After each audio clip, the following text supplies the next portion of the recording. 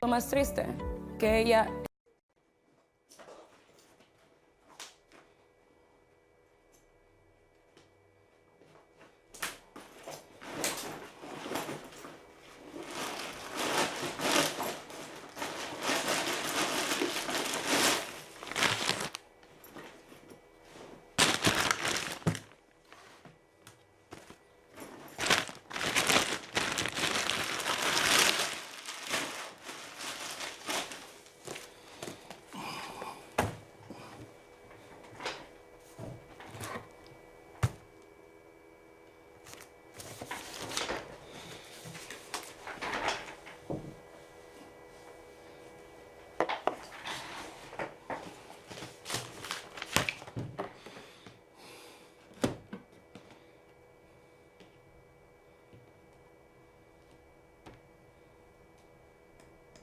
Gilroy, El Paso, and Dayton, Ohio. We got shots fired, we got multiple people down. We're in multiple.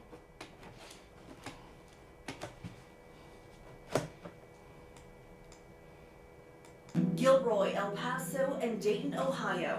We got shots fired, we got multiple people down. We're in multiple medics. 3 deadly mass shootings in just 1 week. He shot 8 rounds. I had to pretend I was dead. And all I could say is, God, please take care of my children. Tonight, with dozens killed and investigations growing, a look at the victims, what happens next, and will anything change? Hate has no place in our country, and we're going to take care of it. He is an open, avowed racist and is encouraging more racism in this country. Hey, Congress, do something now! End gun violence, let's go!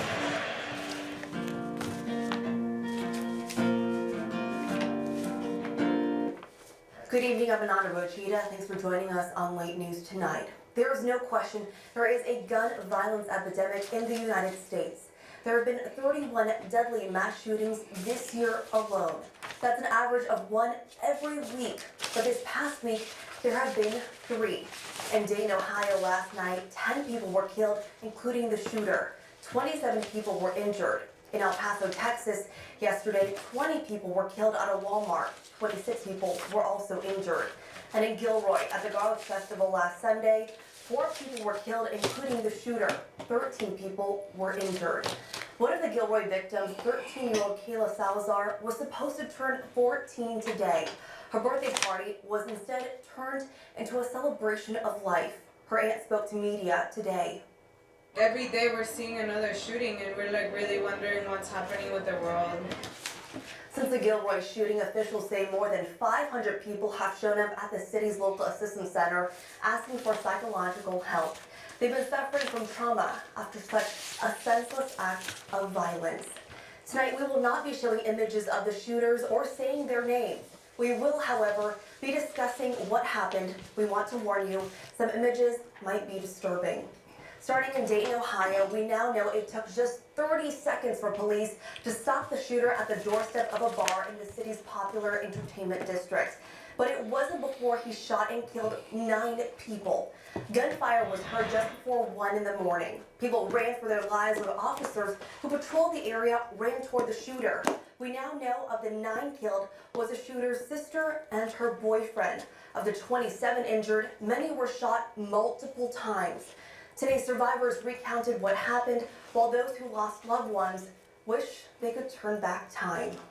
I actually started trying to run, but I realized my cousin was on the side of me. When I looked back, is how I was able to see that people were actually falling from being hit by bullets. Very heartbreaking. Very, I never really experienced it. Never really had to deal with someone that it hit so close to home. I just wish she would just wake up in a hospital. Now, that woman you just heard from, Ariana Camp, lost her friend Lois Oglesby, who was just 27 years old. Tonight, a vigil was held in Dayton at the site of last night's mass shooting.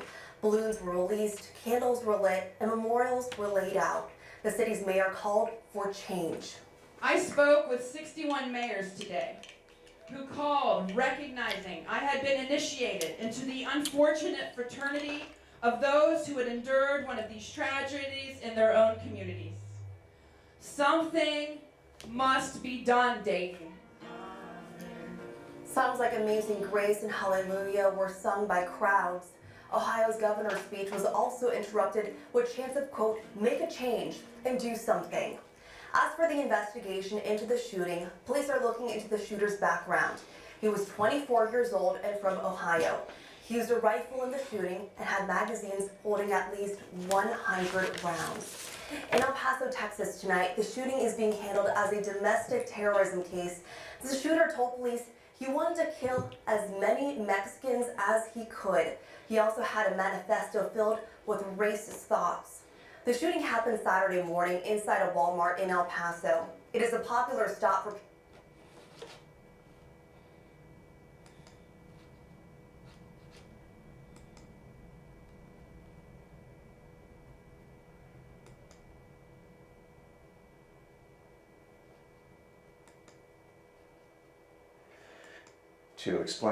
to explain is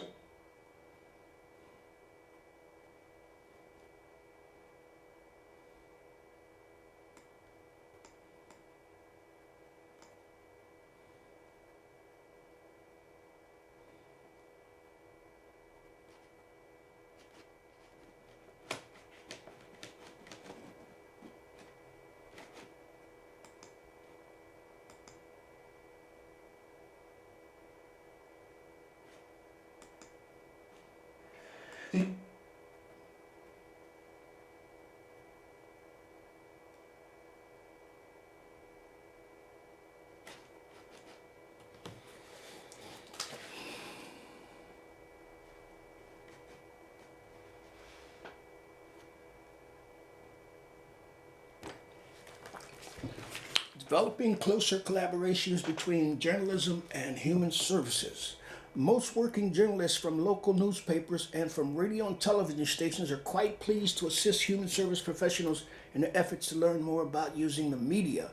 Many are glad to accept an invitation to speak to human service organizations, groups, or class about the workings of their newspapers or broadcast station, and to tell practitioners or students how to get news or human interest items into the paper or on the air. Incidentally, some journalists are among the most knowledgeable members of the community on particular issues, so that they make excellent guest speakers on certain human service topics.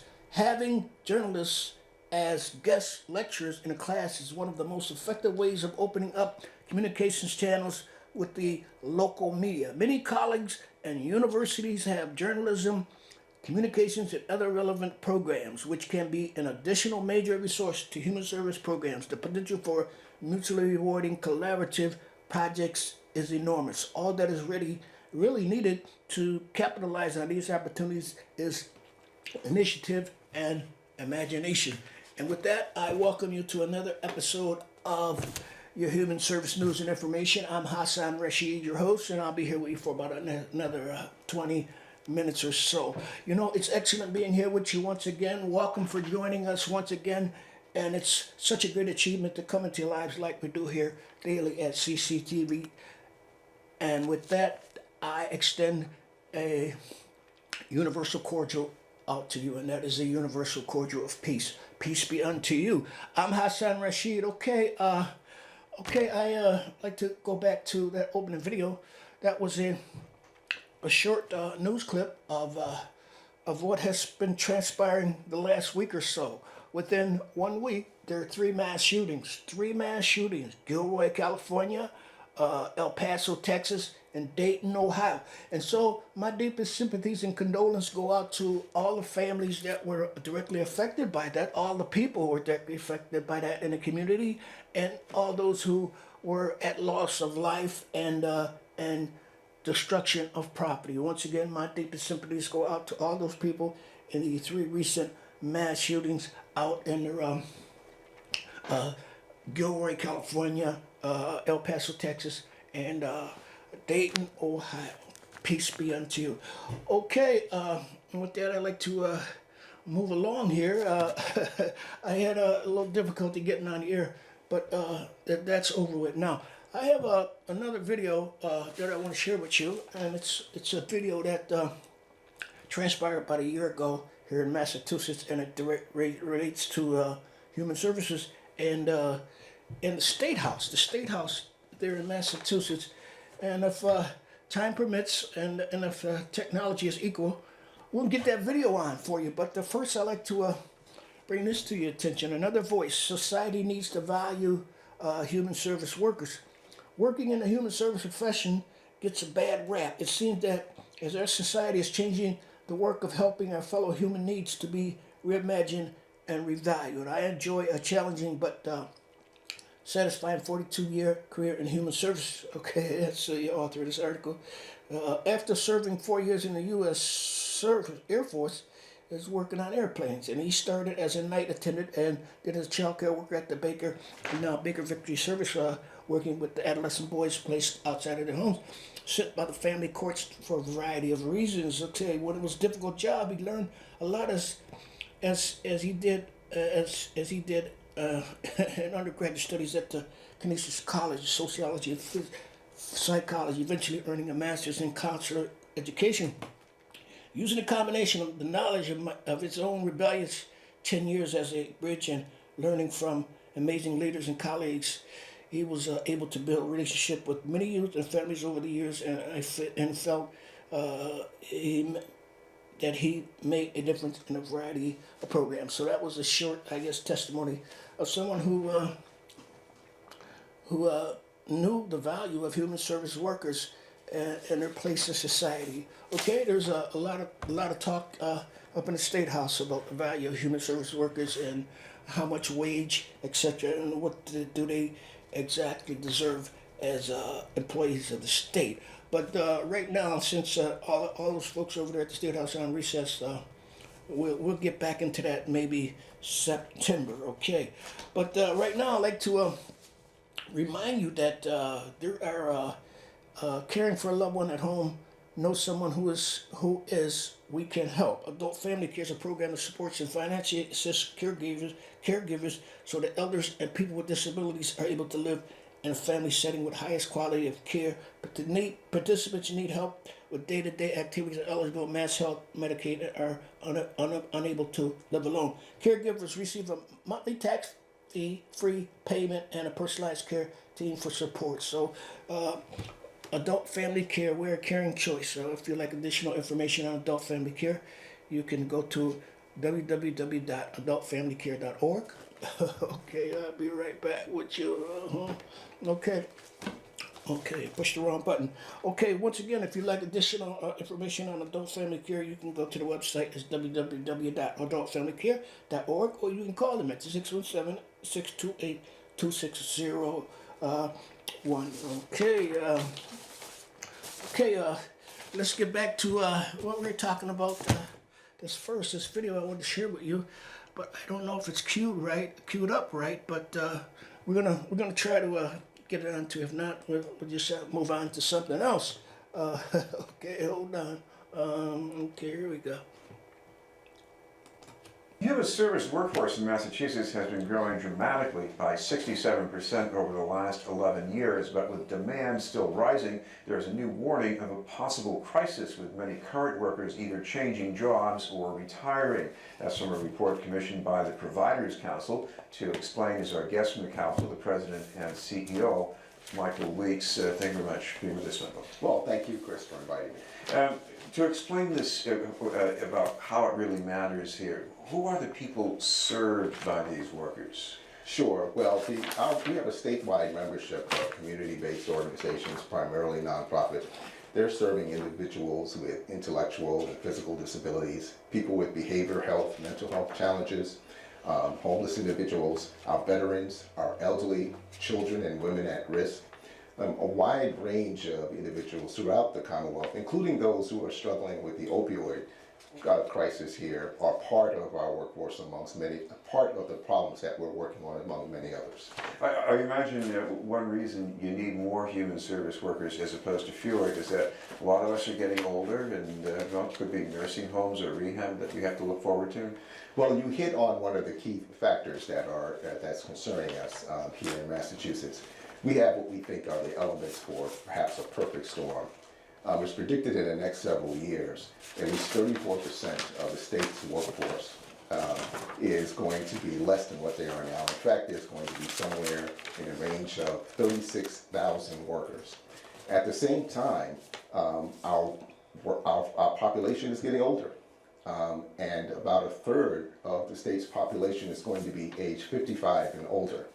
And at the same time, we're going to have a decrease in the number of workers that are going to be here in Massachusetts as eligible. So we're going to have a demand, but we're not going to have enough workers to meet that demand. What about the people who are in this workforce now? How would you describe the composition of this workforce? Well, it's an interesting workforce. There's always people in our workforce who really care, and that, I think, what attracts them to the sector is they care about individuals. They want to make meaningful changes in their lives, and they do that by being involved in this workforce. We're primarily about 80% female, and interestingly enough, Chris, we did an. Okay, we'll get back to Mr. Weeks at the Providers Organization as he explains some of the intricate matters that affect human service workers here in the state of Massachusetts. But right now, I'd like to return back to turn this focus back to Cctv. There's this is early August, and since we're still in I guess around the first week of August. There's a lot of courses scheduled right here at Cctv for your benefit if you choose to participate. If you like to participate in some of the things that are happening right here in Cctv, I'm going to share with you some of these things. I'm going to read some of these things off. They're like courses. Okay, so August 8th, there's a course entitled Lighting 101. So that's if you like to know something about lighting, station operations and lighting, etc., you're invited to come and participate in this course Wednesday, August 8th, 6 to 9 p.m. Cost is only $35. So if you'd like to enroll, you can call Kevin Whitmore at 617-661-6900 or email Ellen at cctvcambridge.org, or you can come right on into the station, 438 Massachusetts, and enroll in Lighting 101. This course starts once again Wednesday, August 8th, 6 to 9 p.m. $35 is the cost. Okay, there's another course that's happening on the same day too. Summer Media Institute screening. That's Thursday, August 8th at the Cambridge Public Library, main branch, 449 Broadway, Cambridge, Mass. It's free and open to the public. And I think this course is directly affiliated with CCTV's Cambridge Community Television Youth Media Program. So you come out and see you produce field, studio, and virtual reality films in collaboration with Global Challenge. That's August 8th, 6 p.m., Cambridge Public Library, main branch, 449 Broadway, Cambridge, Massachusetts. And that event is open and free to the public, okay? After Effects Boot Camp, that's a second session, Monday and Tuesday, August 19th to 26 to 9 p.m., $90 prerequisite premier boot camp. So with such a wide range of practical applications, Adobe Essential Visual Effects software can be a daunting program to learn. This course will equip students with skills necessary to start their own project, navigate multiple compositions, and utilize a handful of basic tools. Instructor Pete Levine, and you're invited to call if you'd like to enroll today. That's 617-661-6900, or you can email Ellen at cctvcambridge.org. And of course, you can always walk into the station. That's 438 Massachusetts Avenue. Inquire about any courses that you just heard me read. And this one, last one, was After Effects of Boot Camp. Okay, there's another course for you comedy lovers. This is Sketch Comedy Workshop. 3 sessions, Thursday, August 15th. Just 22nd and 29th, 6 to 9 p.m. and a sale, $100 sales. Okay, have you always wondered what goes into shows like Saturday Night Live, Key and Peely, and Sketch Comedy Workshop is your crash course into everything sketch comedy. Students will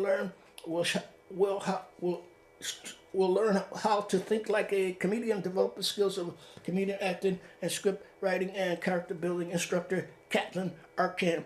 So, once again, you can call if you're interested in enrolling for this course. That's Sketch Comedy Workshop, 617-661-6900, or Ellen at cctvcambridge.org. That's her email if you're interested in enrolling, or you can come right on into the studios of CCTV, 430 8 Massachusetts Avenue. Okay, I got one more for you. Okay, immediate audio.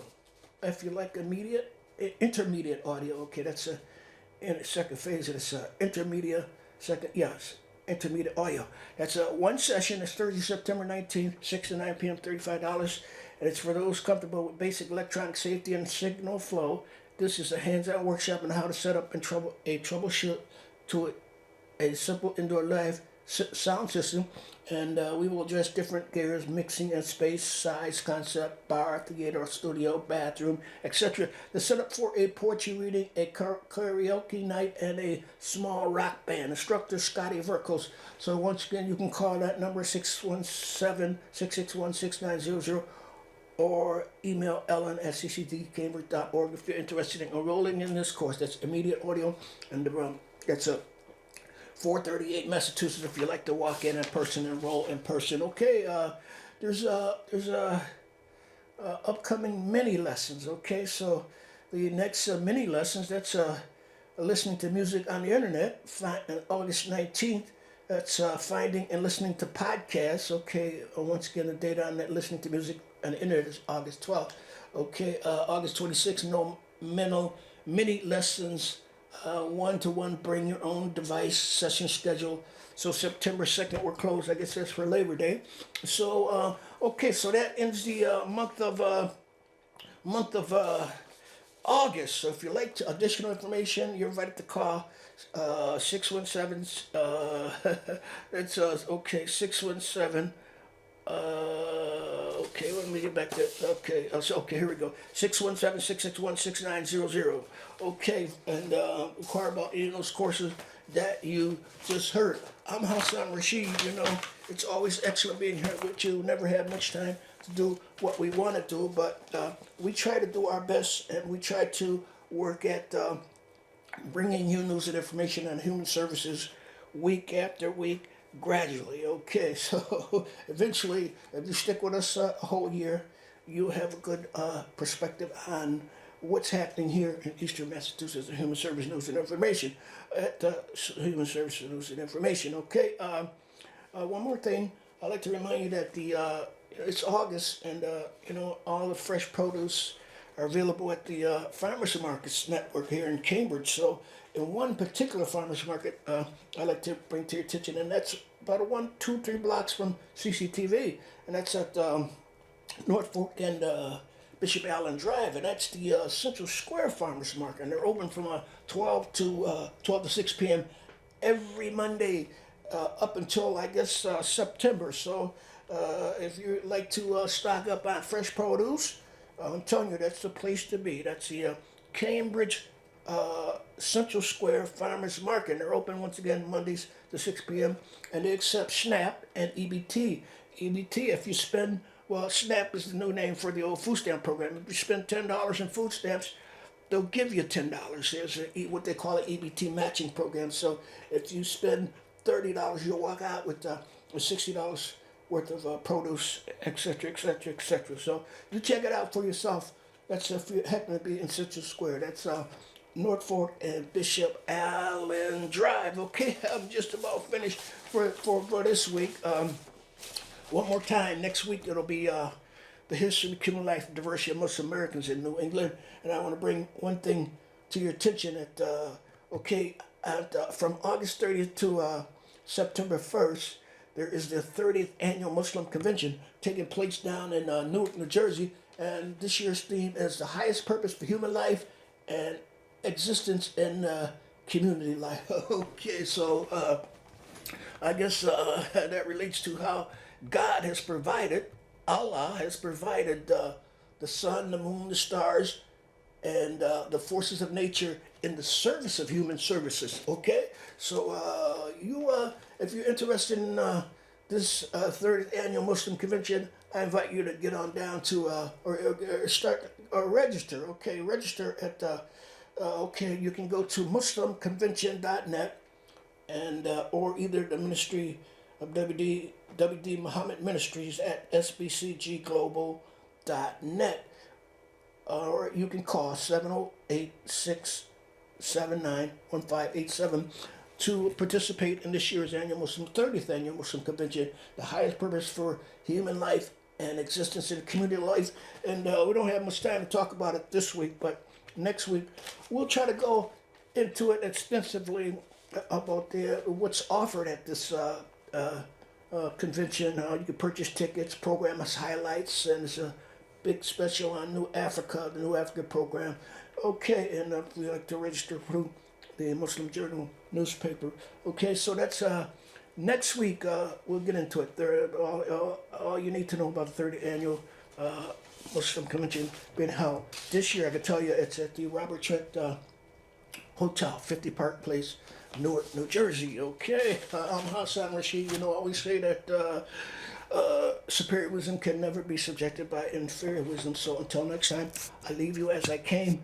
And that is with the international cordial of peace. Peace be unto you. Okay, until next time.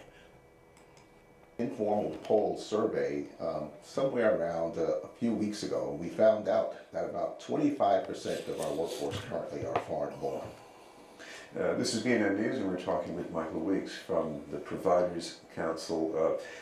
You know, it doesn't hurt to have foreign-born workers, as you know, serving a population is getting more diverse.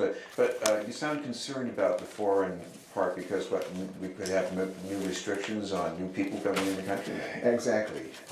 We have a growing need, and that need primarily has been met over the past few years because we have had foreign labor that's come here and filled out the gap. So there's concern amongst our members throughout the state that without foreign-born workers, how are we ever going to meet the needs of the people here in the Commonwealth? And quite frankly, in order for us to provide services at a high level, it's about individuals. You know, it's not going to be technology that's going to solve the problems for us. We're going to need to have committed folks who are trained and at enough levels so that we can meet all the needs of the various populations we're talking about. Well, this report mentions